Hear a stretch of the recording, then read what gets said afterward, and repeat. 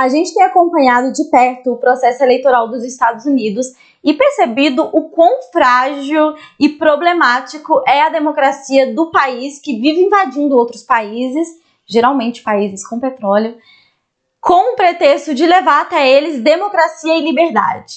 Mas olha pelo lado bom, pelo menos lá tem democracia, não é igual Cuba, que está aí há mais de 100 anos sendo governado por grupos com interesses muito parecidos, que tem um sistema extremamente confuso, onde a participação popular é baixa, que oculta as informações sobre, sei lá, os presos políticos, que fica cheio de parentes acumulando cargos e posições de destaque dentro do partido. Mas, dona Rita, quer dizer, mas Laura, os Estados Unidos são assim.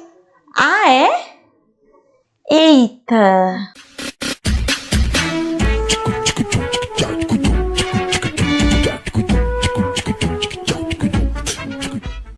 Oi pessoal, meu nome é Laura Sabino e se você é novo nesse canal, já vai se inscrevendo, ativando o sininho. Se você já é de casa, curta, comenta, compartilha como sempre, vocês me ajudam muito. E falando em ajudar, eu quero deixar um agradecimento especial aos apoiadores do canal.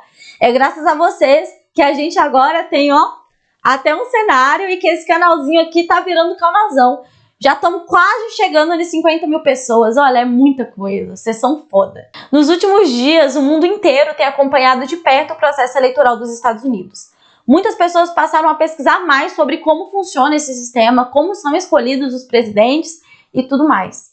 No meio disso tudo, eu, deliberadamente, fiz um tweet que eu sabia que teria uma certa repercussãozinha ali. Eu escrevi que Cuba tem um sistema eleitoral mais participativo que os Estados Unidos, mas que as pessoas ainda não estavam preparadas para essa conversa.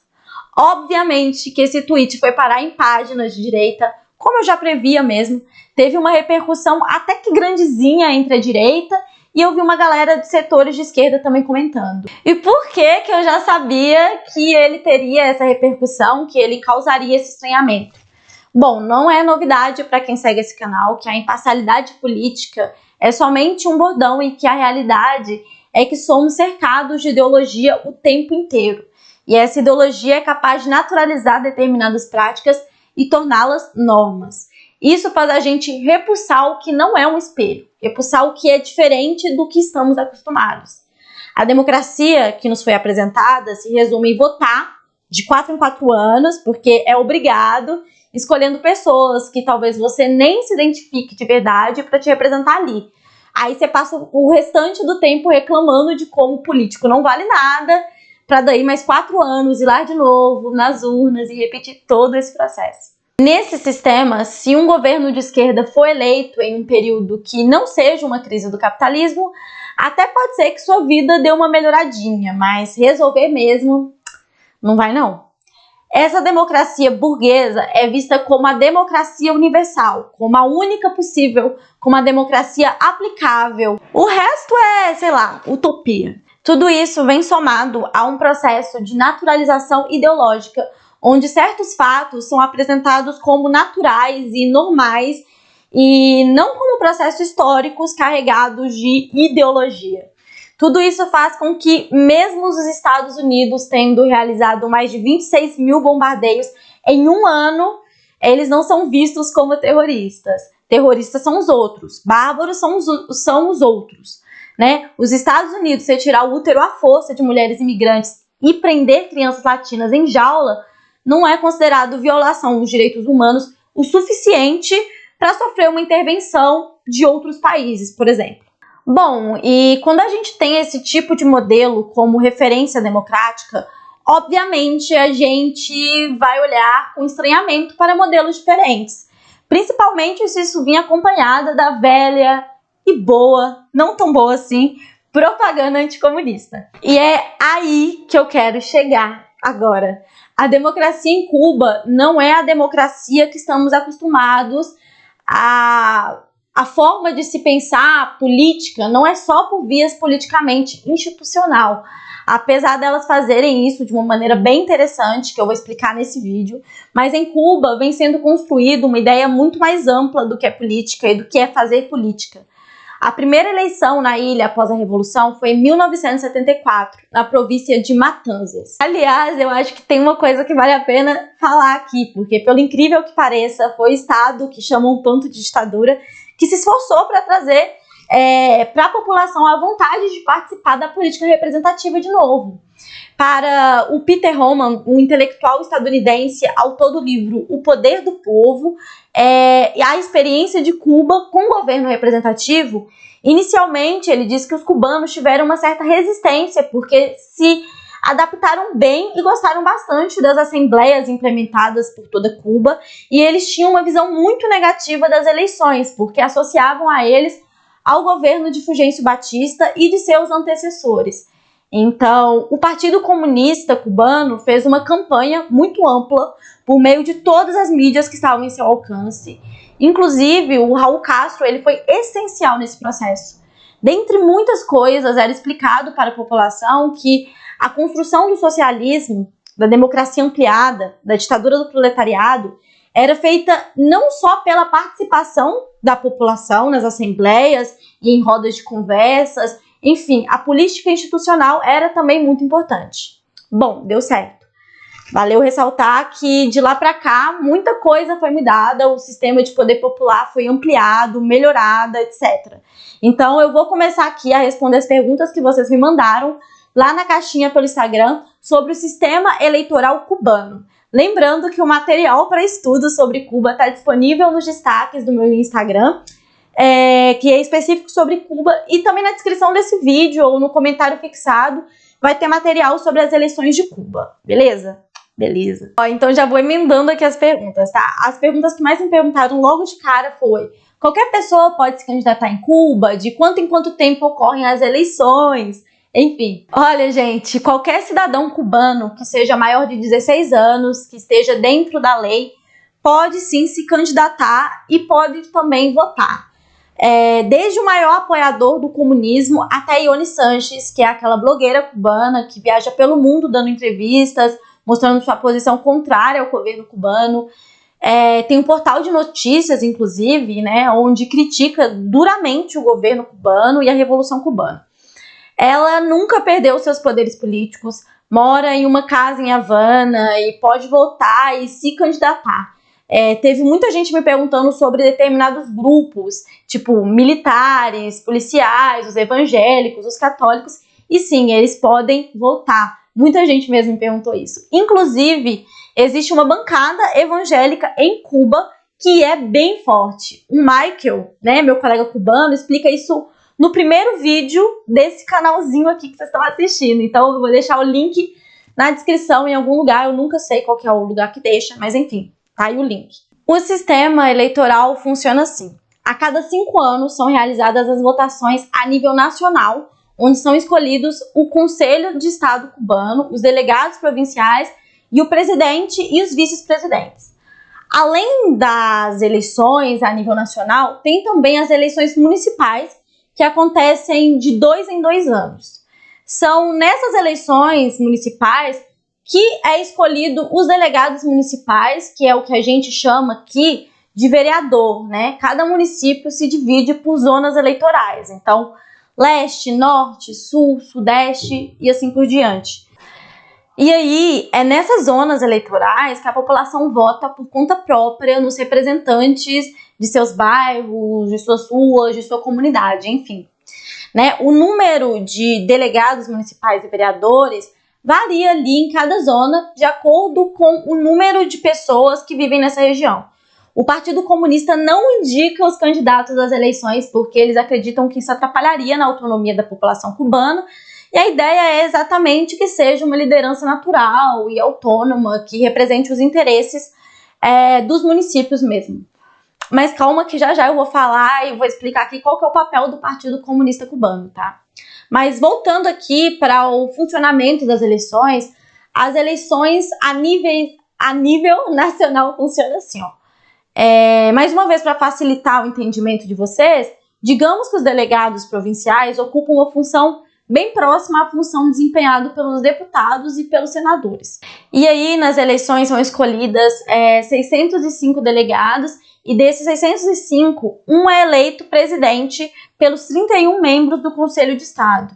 E por isso que a gente diz que o sistema eleitoral de Cuba ele é muito mais próximo de um parlamentarismo do que o sistema presidencial que estamos acostumados aqui no Brasil, por exemplo. E também é legal falar que o poder dos presidentes em Cuba também é menor do que a do Conselho de Estado. Então, tanto os deputados da Assembleia Nacional quanto os delegados das assembleias provinciais e municipais são eleitos por voto direto.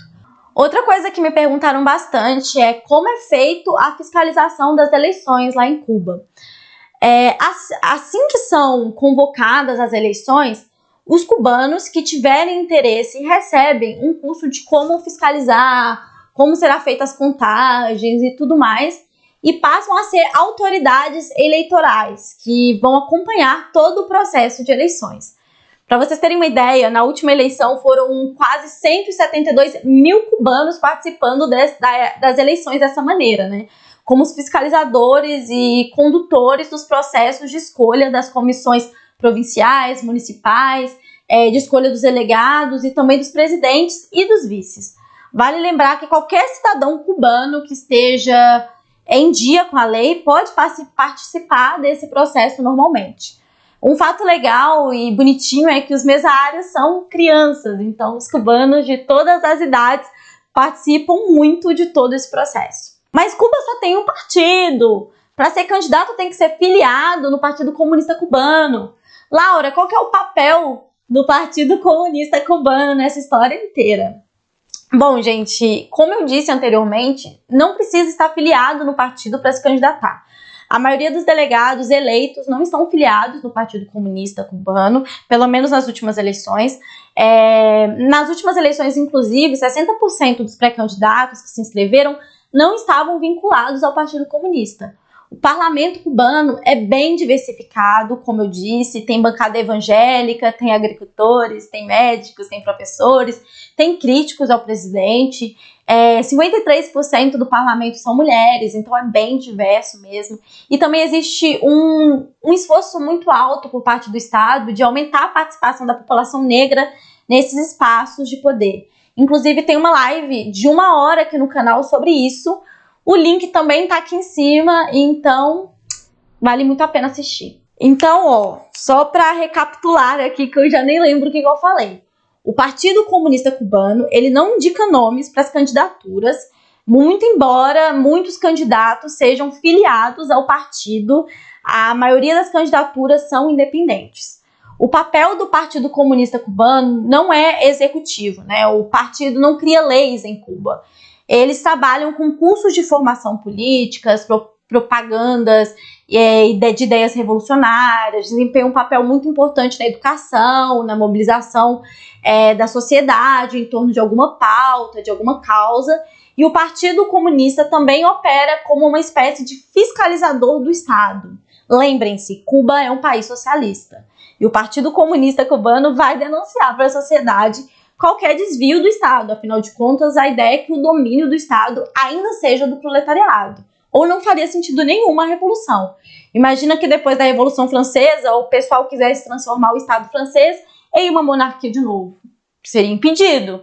Ou aqui no Brasil, se alguém tentasse transformar o Estado em socialista, né? Nem tentaram e já deram um golpe de Estado mega violento 2 vezes, imagina se tentassem, enfim. Outra coisa interessante também, que eu acho que vale a pena comentar, porque surgiu muitas perguntas, foi se os políticos cubanos se tornam tipo uma elite no país. E em Cuba, o parlamento não tem regalia, do tipo auxílio paletó, auxílio moradia, cartão corporativo. A maioria continua atuando em suas áreas e profissões ao mesmo tempo que cumprem o mandato. Para evitar o financiamento estrangeiro e intervenção de fora no processo eleitoral e também para garantir, né, que os candidatos vão ter oportunidades parecidas, a campanha eleitoral também tem outros moldes. Então, os custos que os candidatos têm são os mesmos e são todos bancados pelo Estado. Então, todos passam o texto que quer colocar para circular as fotos e as autoridades, que eu já expliquei o que são, né, as autoridades eleitorais, eles colocam esses cartazes para circular nos lugares indicados pelos candidatos, né? Geralmente bairro, rua, enfim.